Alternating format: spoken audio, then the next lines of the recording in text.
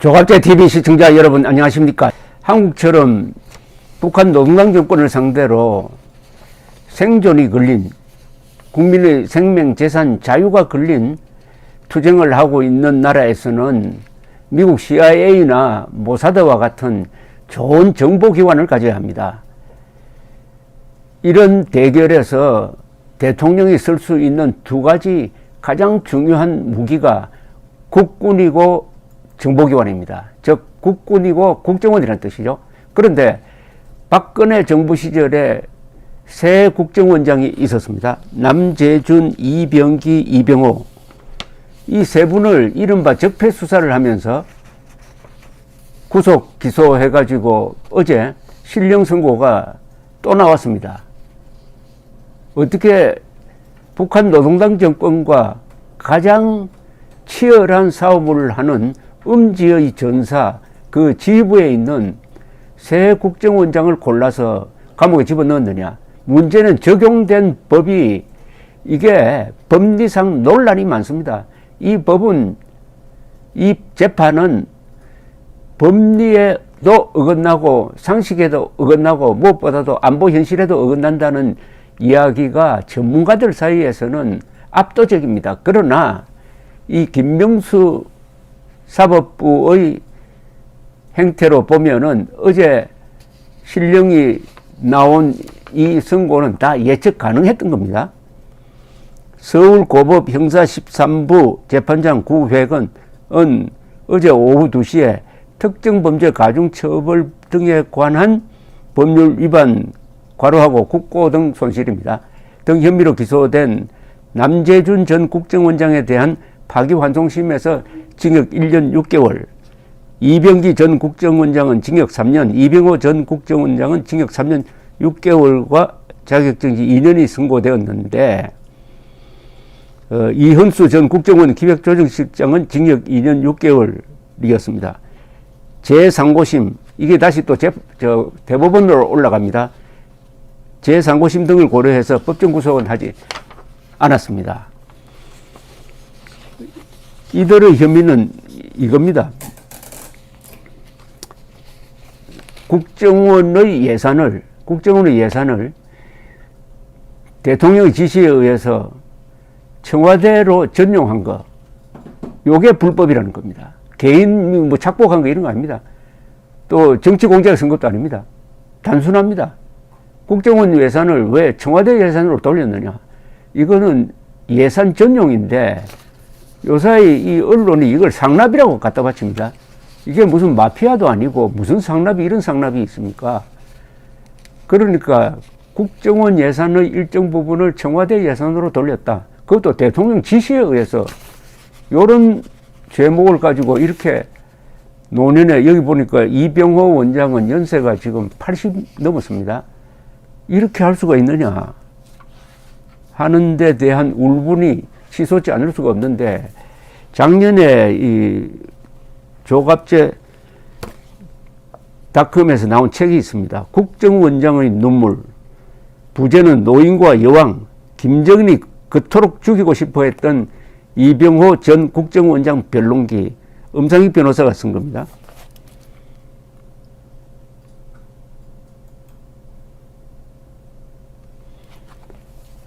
이 책의 뒤에는 이런 제목이 나옵니다. 즉 2018년 10월 17일 박근혜 전 대통령이 옥중에서 이 재판부에 이런 편지를 냈어요. 이병호 국정원장은 고령의 나이에도 불구하고 저와 국가의 부름을 거절하지 않고 국정원장이라는 어려운 직책을 맡아서 훌륭하게 임무를 수행해낸 분입니다. 평생 군인으로 또 국정원장으로 근무하면서 비난받을 만한 개인적인 비리를 저지른 적이 단 한 번도 없는 청렴 결백한 분으로 알고 있습니다.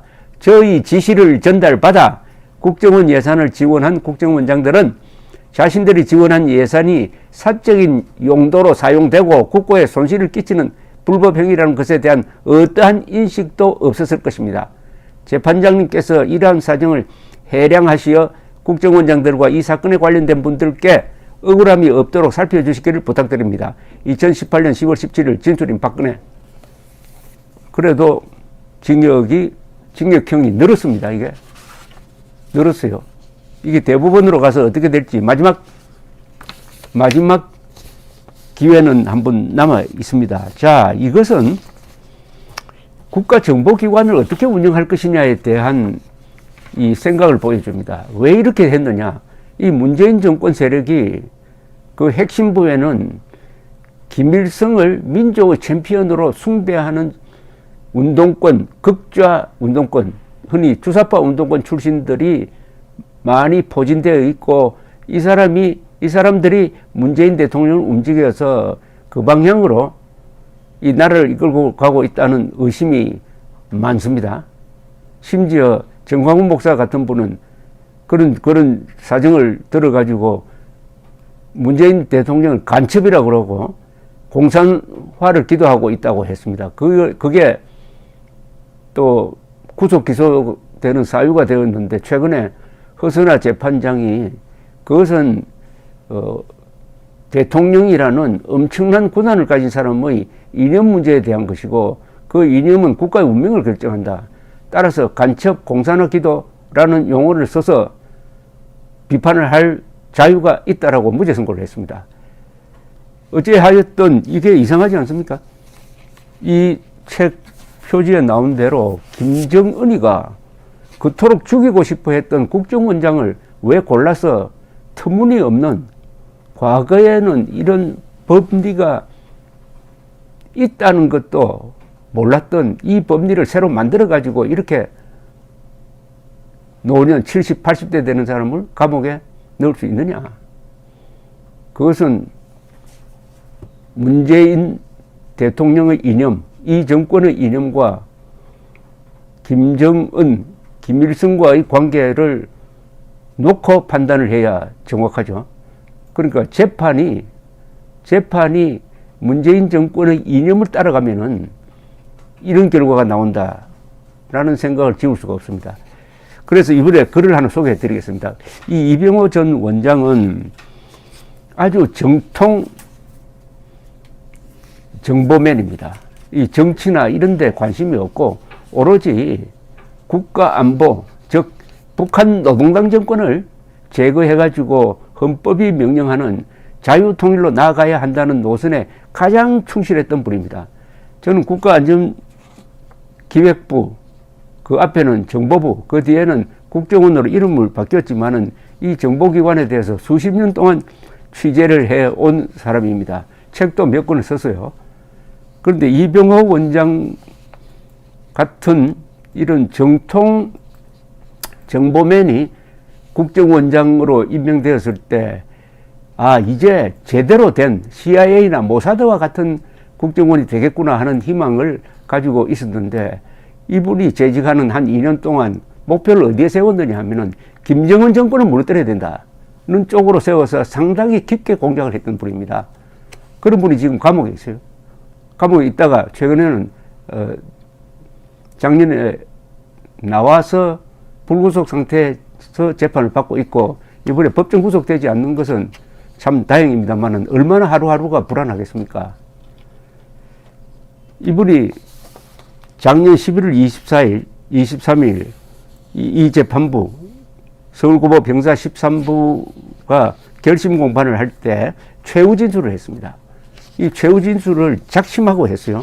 앞으로 이 최후 진술을 몇 차례 걸쳐서 제가 소개를 해 드려야 되겠다는 생각이 듭니다. 대한민국은 모사드나 CIA와 같은, 또는 영국의 정보기관과 같은 정보기관이 없으면은 이 체제를 지킬 수가 없습니다. 국군만큼 중요한 게 국정원입니다. 근데 국정원을 이렇게 난도질을 한다? 여기에 대한 울분을 가지고 아주 논리적으로 설명한 이 부분, 우선 이병호 원장은 1940년생이시니까 만으로 이제 81입니다.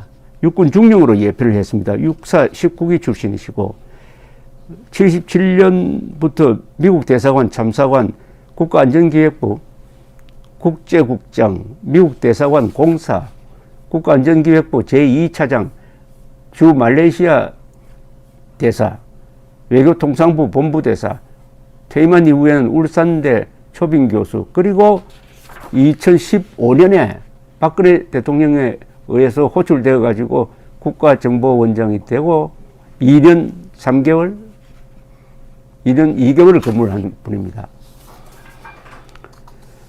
이 재판에서 최후 진술을 했는데 이건 잘 쓰여진 논문입니다. 이런 화두를 던집니다. 대한민국은 모사드와 같은 정보기관을 가질 자격이 있는 나라인가? 존경하는 재판장님, 오늘 진술은 제 인생에서 2번 다시 없는 법정에서 행하는 마지막 진술입니다. 그래서 저는 그간 재판 과정을 통해 마음속에 담아두었던 생각과 소견을 진솔하게 말씀드리고자 합니다. 지금 이 법정에는 박근혜 전 정부에서 근무한 국정원장 3명 전원 그리고 기조실장이 재판장님 앞에 있습니다. 이처럼 같은 정부에서 일한 나라의 정보 책임자 3명 전원 그리고 기조실장이 한꺼번에 재판받는 것은 우리나라 역사상 전무후무한 일일 것입니다. 세계 문명국가 어느 나라에서도 이처럼 정보 책임자들이 한꺼번에 재판을 받은 적도 없습니다. 저와 같이 앉아있는 이분들은 모두 훌륭하게 공직생활을 한 분들입니다. 부패한 분들이 결단코 아니고 모두 사익을 추구함 없이 오랜 기간 동안 충직하게 공직에 헌신한 분들입니다. 이 점 저는 자신있게 말씀드립니다. 남재준, 이병기, 이병호. 자, 여기 이분의 이 모두 진술에 모든 게 다 포함되어 있습니다. 문명국가에는 있을 수가 없다. 아니, 모사드, CIA 부장이 조사를 받고 재판에 넘겨진다면은 그 나라에서는 어떤 일이 벌어질까요? 아마 그런 짓 하는 검사, 만약 수사관이 있다면 수사관을 잡아 넣으라고 하면 국민들이 들고 일어날 겁니다. 문명국가에서는 있을 수 없다는 겁니다. 문명국가에서는. 참고로 모사드는 우리하고 가장 비슷한 안보 환경에 있는 모사드란 정보기관은 이스라엘에서 이렇게 보호를 해줍니다. 무슨 모사드를 규제할 법이 없습니다. 즉 모사드는 법 테두리 안에서 활동하지 않아도 된다. 다만 직속상관이 수상입니다. 수상에게만 보호합니다. 모사드 국장이 수상을 만나자고 하면 바로 만나줍니다. 그렇다고 마음대로 하는 건 아니죠. 통제하는 그런 시스템은 있지만은, 그래서 모사드는 해외에 가서 암살, 납치 이런 공작을 당당하게 합니다. 국가 안보를 위해서는 필요하다 이거죠. 물론 상대가 이스라엘을 적이고 테러 조직이니까 거기는 상당한 명분이 있습니다. 물론 CIA 같은 거는 법적 규제를 받습니다. 미국 의회의 규제를 받고요. 그러나 우리는 가장 비슷한 상황이 모사드라는 걸 우리가 잊어서는 안 되죠. 그럼에도 불구하고 대법원은 우리 모두를 국고 손실범으로 유죄 판결을 내렸습니다. 승복하기가 참으로 어렵습니다. 유무죄의 판단은 법원만이 가지고 있는 특권임을 압니다. 또 이미 대법원의 판단이 내려진 이상 더 이상의 이의 제기의 여지가 없다는 점도 인식하고 있습니다. 저는 법률 전문가는 아닙니다. 그러나 저는 건전한 양식과 상식적 관점에서 처음부터 이 사건을 이해할 수가 없었습니다. 그래서 침묵하기보다는 유불리를 떠나 피고인으로서 어떤 점을 이해할 수가 없는지, 왜 억울해하는지를 분명한 기록으로 남기고 싶습니다. 이 사건의 내용은 간단합니다. 박근혜 전 대통령의 지시로 국정원 예산이 청와대에 지원된 것입니다. 근데 아까 말씀드렸지만 이걸 언론이 상납이라고 표현하고 있는데 참으로 문제가 많습니다. 상납에는 뭘 바라면서 돈을 갖다 바친다는 뜻이 있는 것 아닙니까? 상납은 또 주체가 아래 사람이 알아서 돈을 갖다 바쳤다는 건데, 이 내용을 보면은 아까 박근혜 대통령의 진술서에도 적혀 있지만 자신이 지시했다는 겁니다. 그럼 어떻게 상납이 됩니까? 그러니까 이 언론의 보도가 벌써 나쁜 인상을 준다. 그것도 북한 노동당 정권과 목숨 걸고 싸우는 기관의 장에 대해서 굳이 이렇게 악의적인 표현을 할 수 있느냐. 이것은 문재인 정권의 이 선동적 정책에 그냥 언론이 영합하고 있는 거죠. 언론이. 참과 거짓을 가려야 할 언론이 권력편에 쓰고 있다는 좋은 권력편 그리고 믿을 수 없는 재판부 편에 쓰고 있다는 게 상납이란 표현입니다. 이 사건의 내용은 간단합니다. 박근혜 전 대통령의 지시로 국정원 예산이 청와대에 지원된 것입니다. 국정원 예산이 청와대로 전용된 겁니다. 그런데 왜 이 예산 전용 문제가 검찰에 의해 국정원들의 대통령에 대한 뇌물 범죄 혐의로 또 국고 손실 범죄 혐의로 변질되어 기소되었는지를 처음부터 이해할 수가 없었습니다. 검찰 조사 시 검사는 청와대 자금 지원이 위법인가를 알았느냐라고 물었습니다. 그러면서 국회에서 배정된 국정원 예산을 국회 동의 없이 청와대에 지원한 것은 위법이며 용도배 사용이라고 했습니다. 그러나 뇌물 관련 어떤 질의도 없었습니다. 회계 업무 관련 질의도 전혀 없었습니다. 그런데 갑자기 뇌물 혐의로 기소되었습니다. 그러다가 재판 도중에 검찰은 또 갑자기 국정원장이 회계 관계 직원이라면서 국고 손실 혐의를 예비 혐의로 추가했습니다. 검찰이 제대로 조사도 하지 않는 혐의를 기소한 셈입니다. 왜 이렇게 검사가 무리를 했을까요? 검사도 뭘 아는 사람들 아닙니까? 이런 무리한 수사를 하도록, 무리한 기소를 하도록 어떤 압력이 내려왔다는 거죠. 아니, 맨정신 가진 검사면 이렇게 하겠습니까?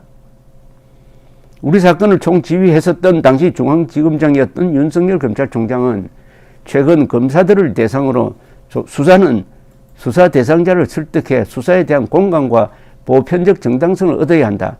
법 집행은 누구에게나 공평하고 정의로워야 한다고 말했습니다. 역지사지로 수사해야 한다고도 했습니다. 참으로 지당한 말입니다. 그러나 저는 이 지당한 말이 수사 현장에서는 따로 노는 공허한 레토릭에 불과하다는 것을 충분히 경험했습니다. 이것은 윤석열 검찰총장에 대한 직격탄입니다. 윤석열 검찰총장이 요사이 정의의 사도라고 행동하고 있고 거기는 상당한 근거가 있으나 이 사람의 가장 큰 과오는 적폐수사였다. 특히 국정원장을 이런 식으로 무리하게 수사하고 재판에 걸었다는 이 부분은 결코 지워지지 않을 것이라는 것을 분명히 한 이야기입니다. 그 대목 한번 저희 읽어드릴까요? 우리 사건을 총지휘했었던 당시 중앙지검장이었던 윤석열 검찰총장은 최근 검사들을 대상으로 수사는 수사 대상자를 설득해 수사에 대한 공감과 보편적 정당성을 얻어야 한다. 법 집행은 누구에게나 공평하고 정의로워야 한다라고 말했습니다. 역지사지로 수사해야 한다고도 했습니다. 참으로 지당한 말입니다. 그러나 저는 이 지당한 말이 수사 현장에서는 따로 노는 공허한 레토릭에 불과하다는 것을 충분히 경험했습니다. 일단 제가 소개하는 걸 여기서 일단 끝내고 그 뒤에 계속 후속으로 전해드리겠습니다. 오늘 지금까지 설명드린 것은 이 사건의 본질을 딱 정리를 한 것입니다. 즉 국정원 예산을 국정원장의 지휘자인 국군 통수권자를 겸하고 있는 대통령이 필요에 의해서 청와대에 써야 되겠다 해서 청와대로 전용을 한 겁니다. 전용한 것이 이렇게 신령을 때릴 만한 범죄가 되느냐, 이게 과연 범죄냐 하는 근본적인 의문을 이병호 전 원장이 제기하고 있습니다. 고맙습니다.